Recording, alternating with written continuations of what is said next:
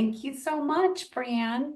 Hi, everyone. It is a delight to meet with everybody here. I want to say thank you so much for attending this session.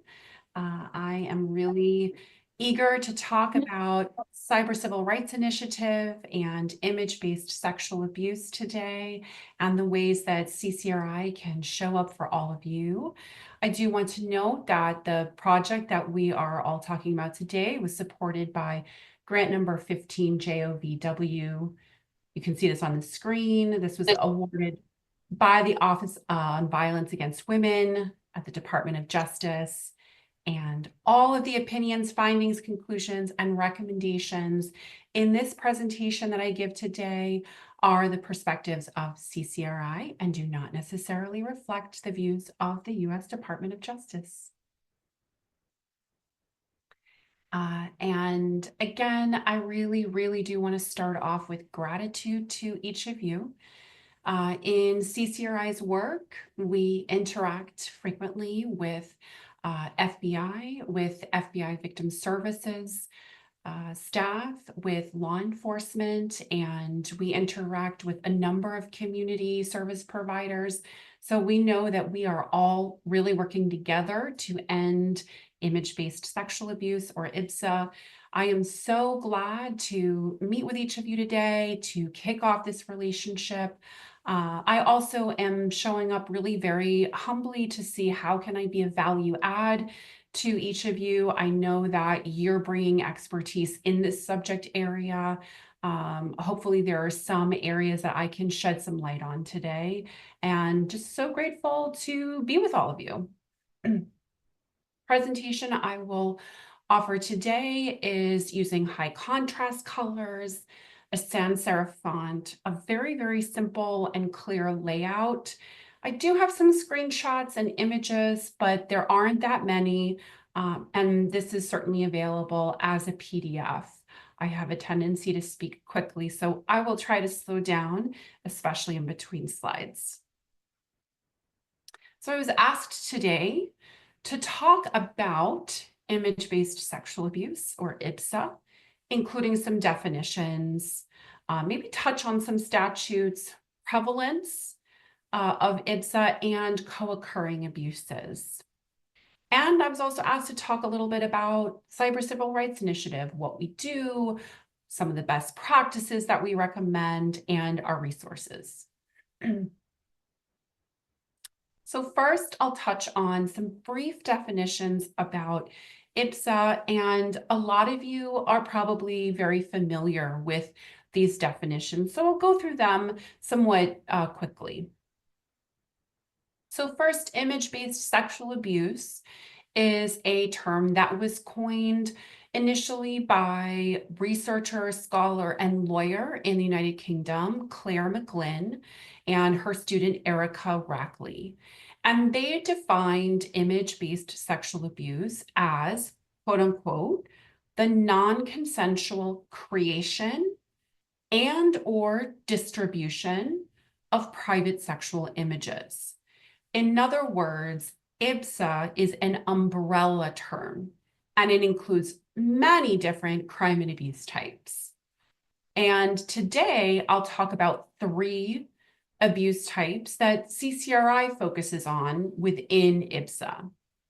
The first abuse type is the non-consensual distribution of intimate images, or what at CCRI we call NDII. You might have heard of this referred to as revenge porn, or non-consensual pornography, or even NCII. All of these terms are referring to the same thing. And this is the actual distribution of authentic, private, sexually explicit images of individuals without their consent. And you'll see on the screen that I've highlighted and italicized and put in bold the word distribution, because that's what we're actually talking about with NDII. So this is when the intimate image has been disseminated on WhatsApp or distributed via link on Dropbox. This is an example of NDII. In 2023, a woman's ex allegedly put images of her without her consent on multiple social media sites, in a publicly accessible Dropbox folder, and on an impersonation page of a porn website. Her ex also told her that she would, quote unquote, spend the rest of her life trying and failing to wipe herself off the internet.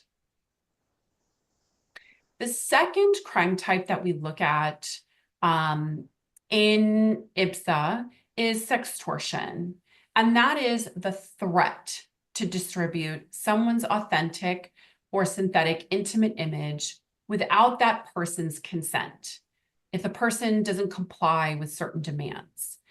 And again, on the screen here, you'll see that I've placed in italics and put in bold the word threat.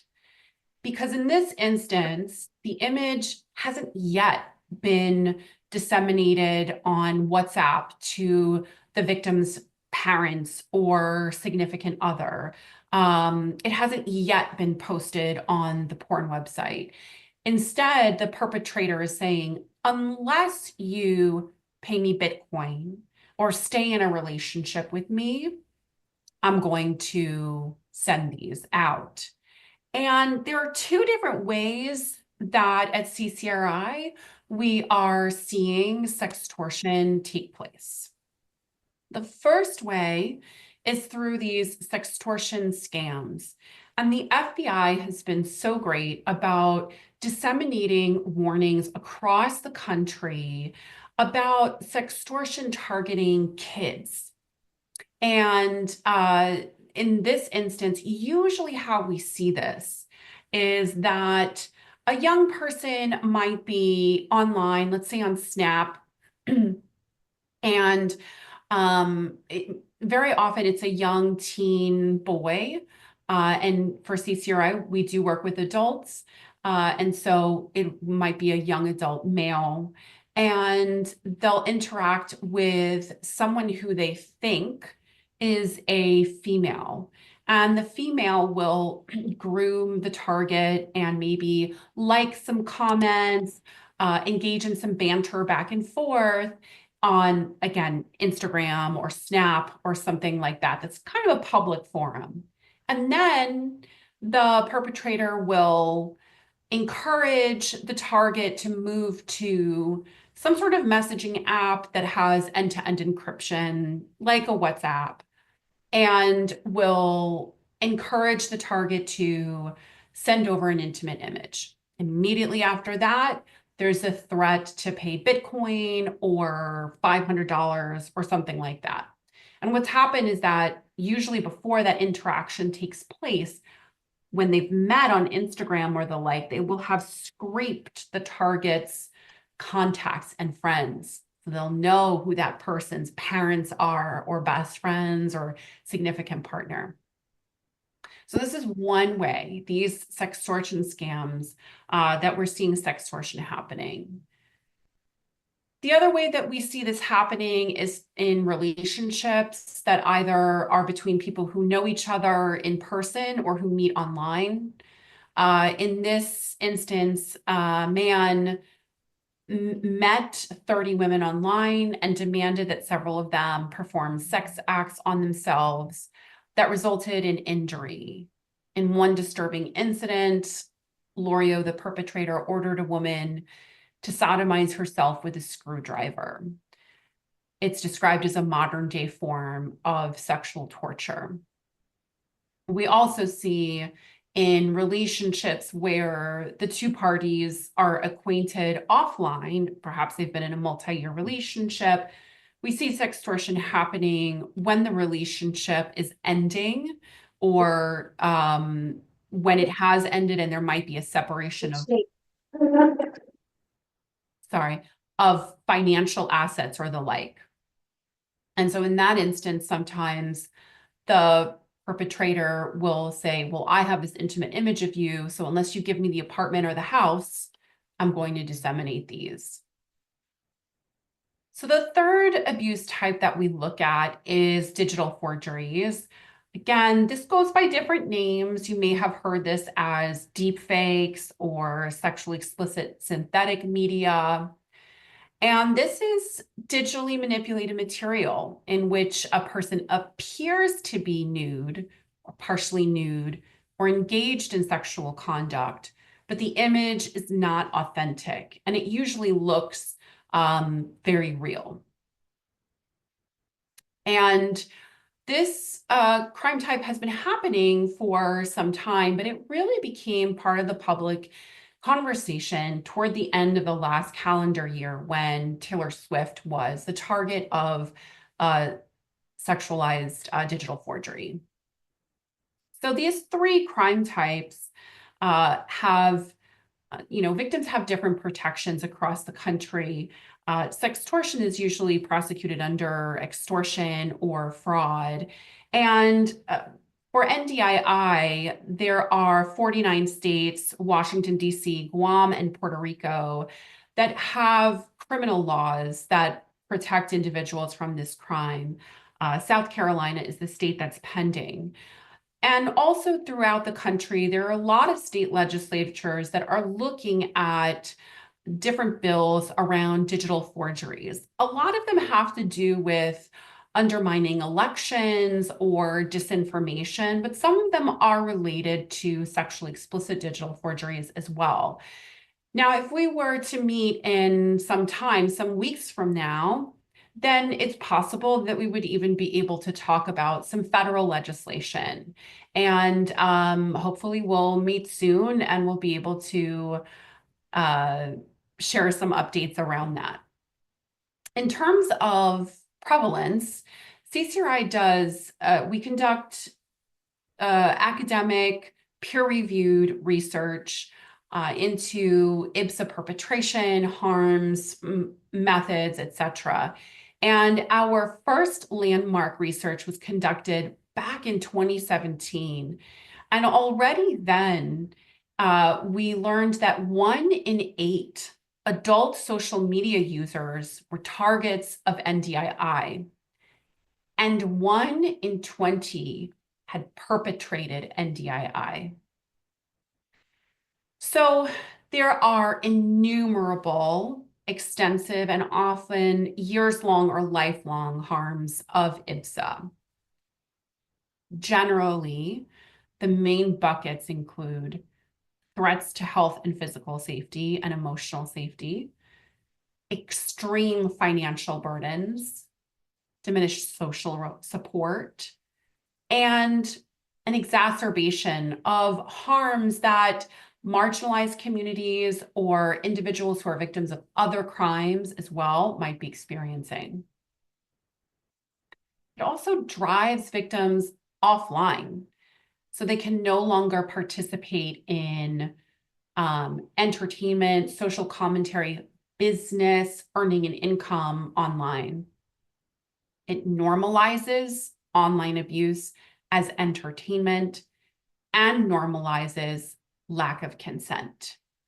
I probably don't need to share with anyone here that there are high institutional costs of these crimes, not only to law enforcement, but also to educational institutions, health institutions, and of course, service groups like CCRI.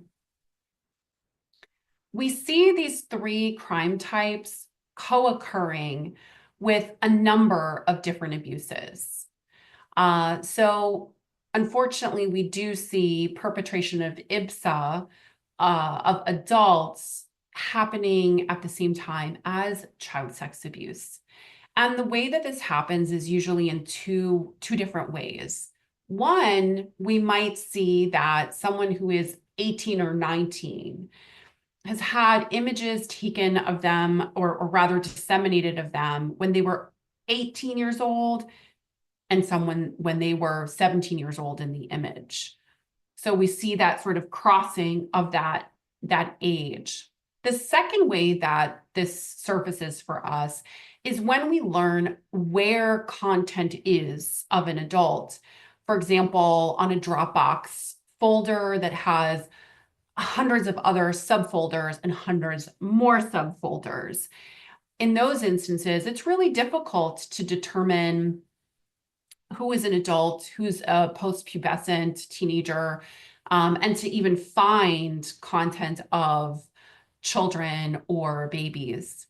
So in these two instances, CCRI always refers to NCMEC, the National Center for Missing and Exploited Children, because we know that NCMEC will link to law enforcement and has the really outstanding resources to support these kinds of cases.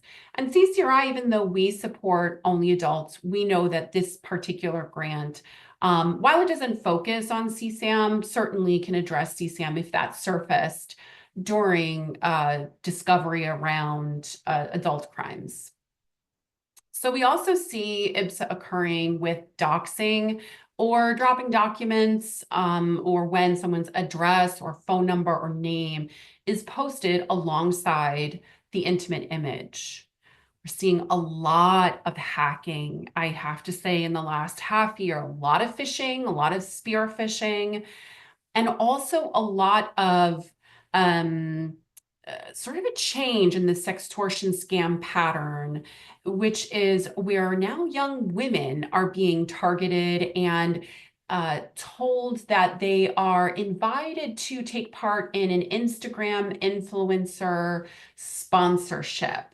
And they become very excited that somebody has found their account and wants to give them a package deal or something like that. And it turns out that actually that's simply a hacking attempt, and then their images are taken and posted on multiple social media sites.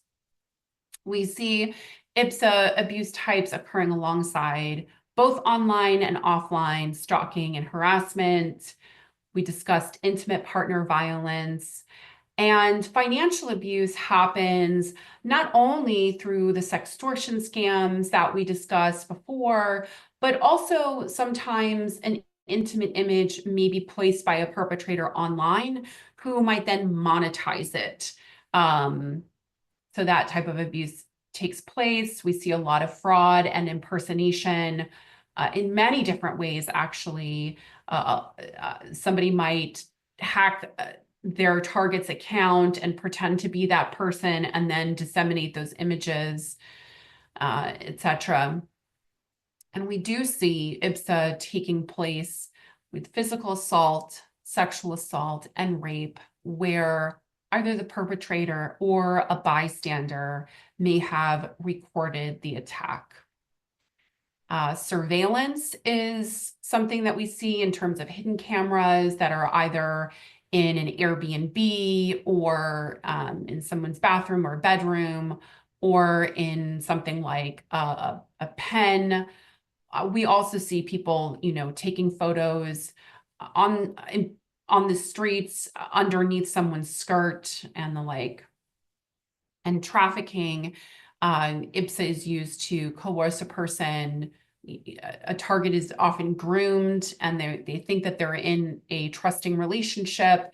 They share images and then they are coerced into the trafficking industry under the threat of disseminating those images.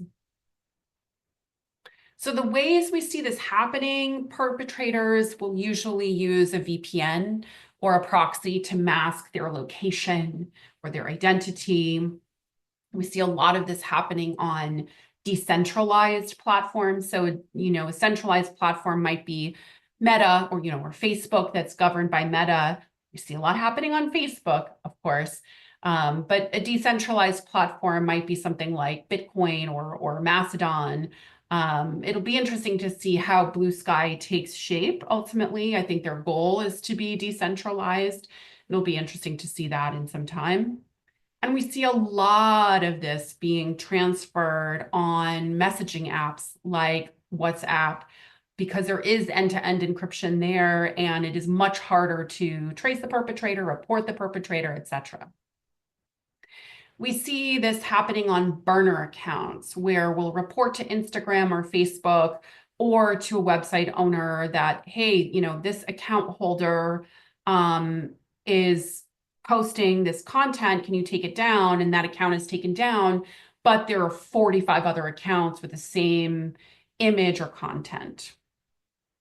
live streaming is where we're starting to see this as well. So if we're in a session like this and someone says or encourages a person to engage in a more intimate back and forth, that can be recorded. And in those moments, it's much harder to stop, to, get evidence of what is happening and so forth. We see URL manipulation, shorteners, chain linking, one-time use, expiring links. There are URL sort of delinker tools as well. They can be used to figure out what's really happening there, but we see that a lot. And then, like I've mentioned, in a lot of cloud storage, particularly storage that is not scanned. I think, for example, Google does scan their Google Drive for CSAM, but Dropbox does not. See a lot of decoy files where the cover is maybe a picture of a puppy or something pretty anodyne. We see domain hopping very often. So if there's a website that exists to harass somebody, it might come down if it's reported and come up, a moment later in with a slightly different URL. I mentioned platform hopping. We see a lot of cross-platform perpetration from Instagram to WhatsApp, and even from Instagram public to Instagram direct message. Bitcoin will often be involved. So a lot of cross-tech issues there. Do see perpetrators abusing reporting systems. We also see just people testing out reporting systems. And then perpetrators will manipulate the metadata of the image. So they might manipulate, who took the image, the IP address, the date it was taken, etc. So that's a little bit about the crime and abuse types that we look at. And I can share a bit about Cyber Civil Rights Initiative. We are a 501c3 nonprofit. We are 11 years young, and we were founded by a survivor advocate in 2013 named Holly Jacobs. We take a holistic approach to the problem of IBSA.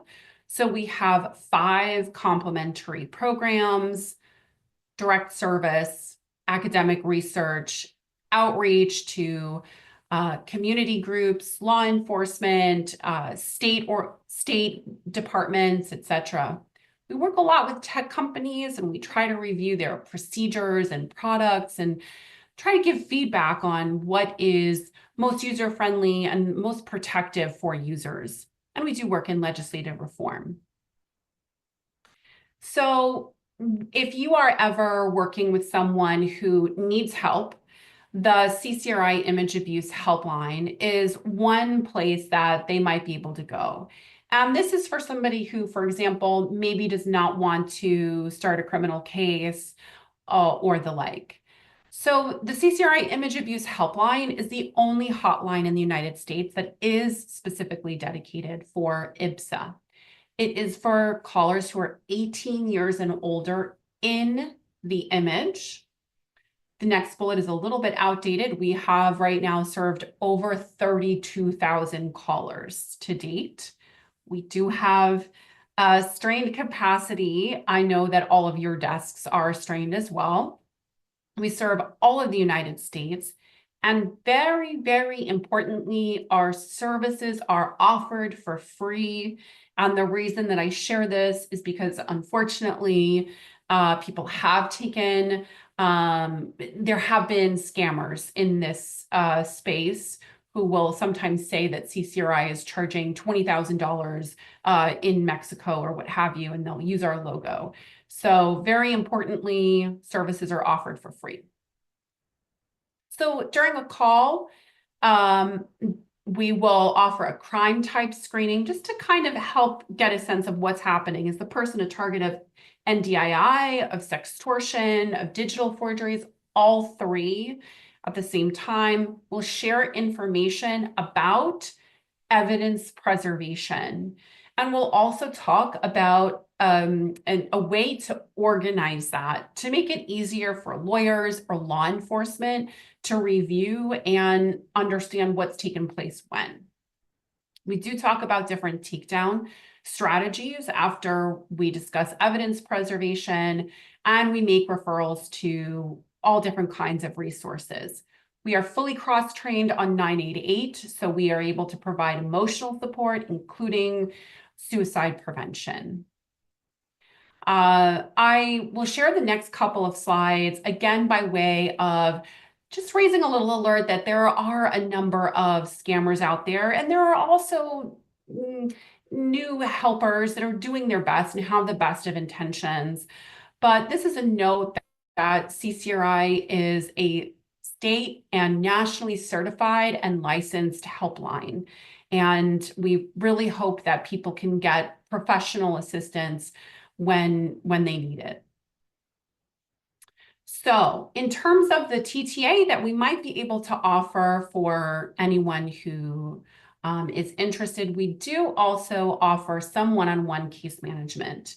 This is for complex cases where maybe someone has been hacked, they can't recover their account, or an image has gone viral, or maybe where someone has decompensated and they're not able to manage their case on their own. We are looking at a pilot for referrals for case management, and we'd be happy to discuss that with anybody who would find that useful. What would happen there would be we'd engage in an MOU process just to make sure that cases are being referred in a way that ensures a safe handling of the image and the information, the identity about the person. We do use a referral link. And then what we would offer is that step-by-step support for the client.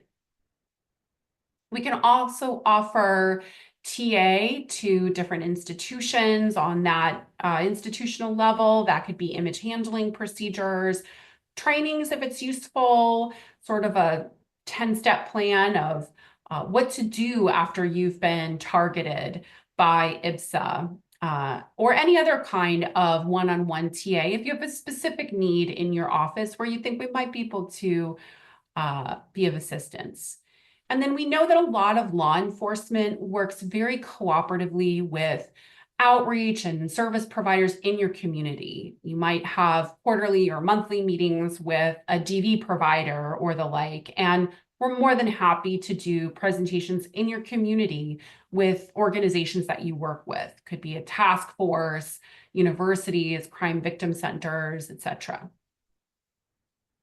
So another resource that could be helpful is the CCRI Safety Center. That is our main digital resource hub for victims and survivors. Please know that I have written the hyperlink here, but it's very long and clumsy. So I can very happily and easily send some resources to attendees after this presentation so that you can have those hyperlinks handy. And our safety center is a hopefully simple step-by-step guide on evidence preservation, image removal, different referral areas that might be useful for a victim survivor. This is just a snapshot of what it looks like. And here's a bulletin about the sextortion scams that we discussed recently. And it's a bit outdated, but still relevant. Now, outside of our CCRI Safety Center, our wider website also has a lot of additional information.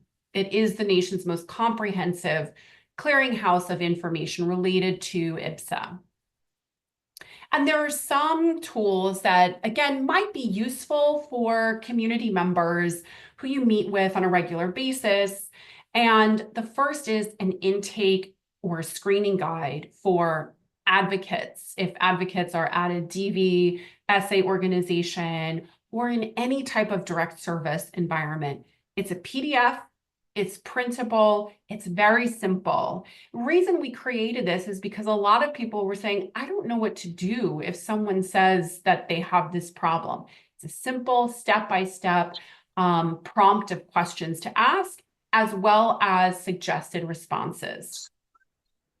We also have a bystander guide. Again, if you're doing a community activity and maybe you're working with young adults who come across this content in their, particularly in their chatting apps, they might not know what to do about it. So again, we have a printable, downloadable bystander guide. It can be printed, it can be emailed.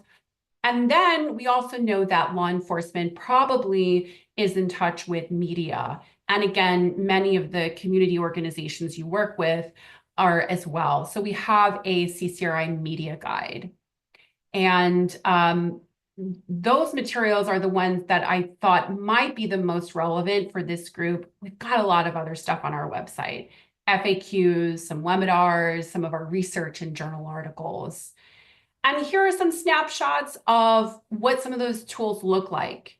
Here's our intake guide that might be useful for local DVSA advocates or truly any direct service provider. And you can see it's very, very simple and straightforward and very clear. Really, somebody only has to read this and they'll put the person in the right direction. Here's what our guide for media looks like in case this is helpful. And that's it for me today. And I am definitely going to check out the chat and see if there are any questions.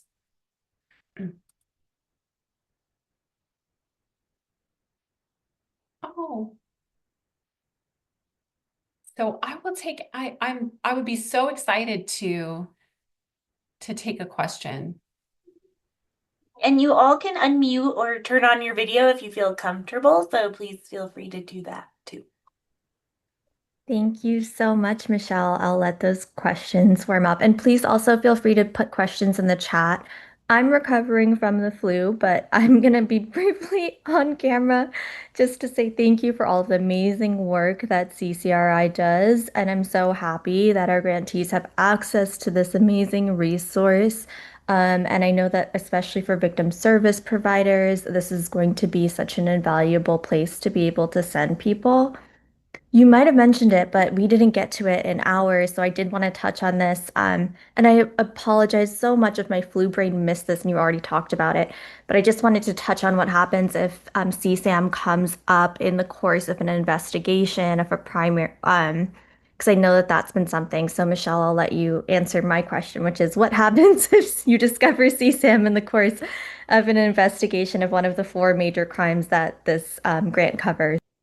Yes, I did touch on that just very, very briefly. So again, that is part of the, for the grant, if CCM does arise in the course of an investigation, my understanding is that's, covered in part of this grant.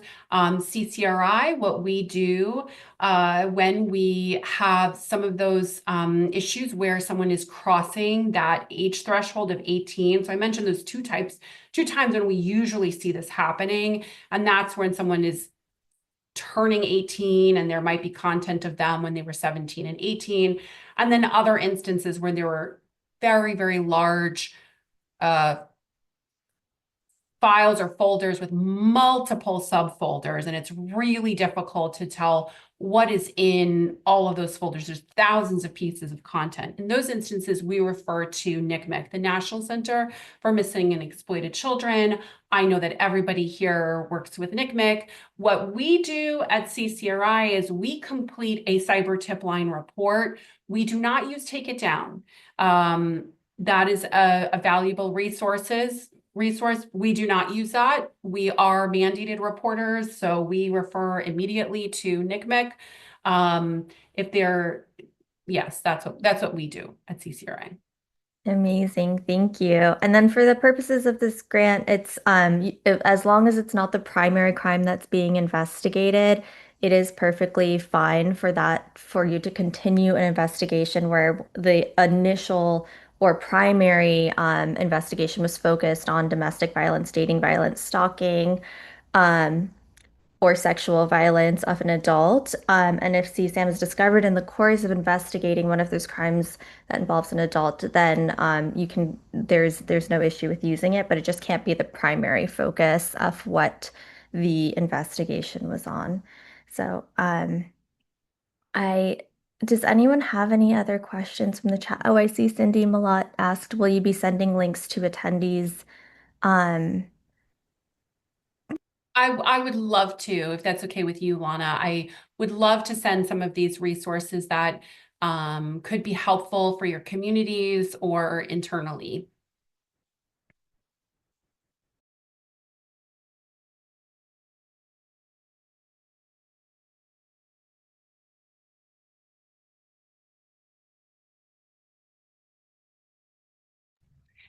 Yes, somebody asked for request for further information.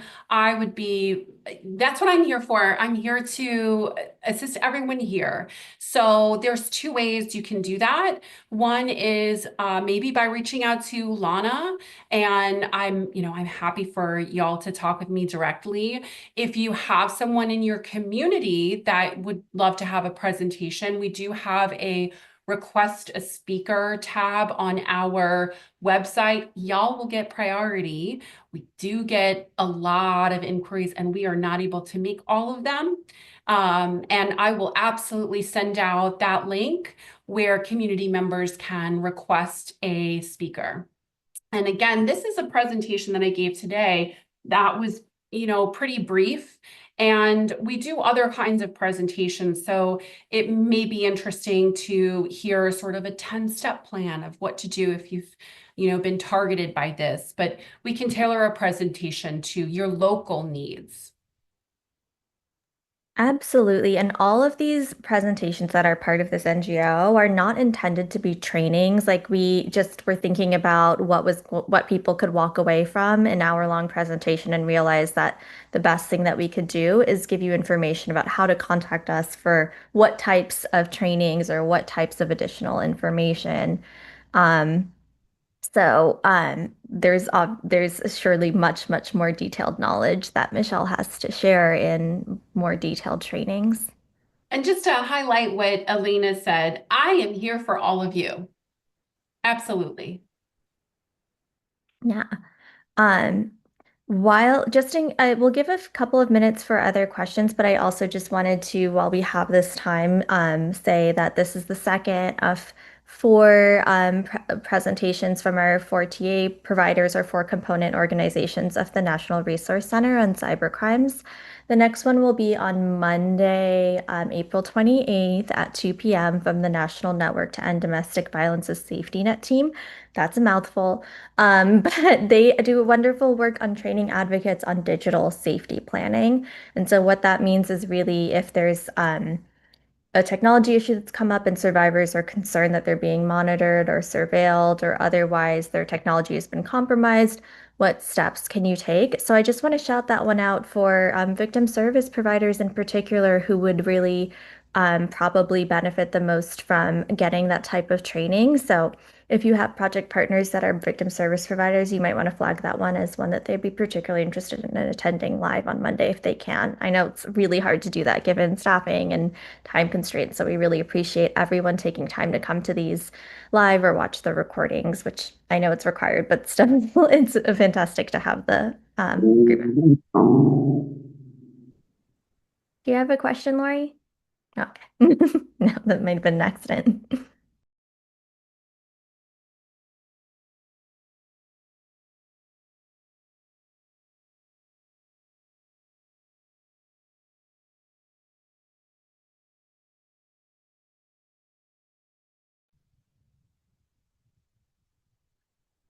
Well, I think that if there are no questions, I would just be very happy to follow up with an email to Lana, who can reach out to everyone. And I want to say thank you again for joining today, and thank you for everything that you do. I hope you're looking after yourselves the way you're looking after your communities.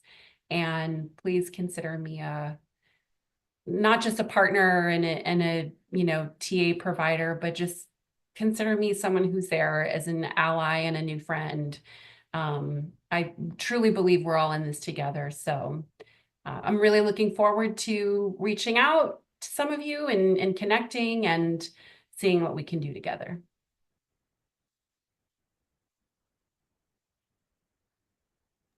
Thank you. Okay.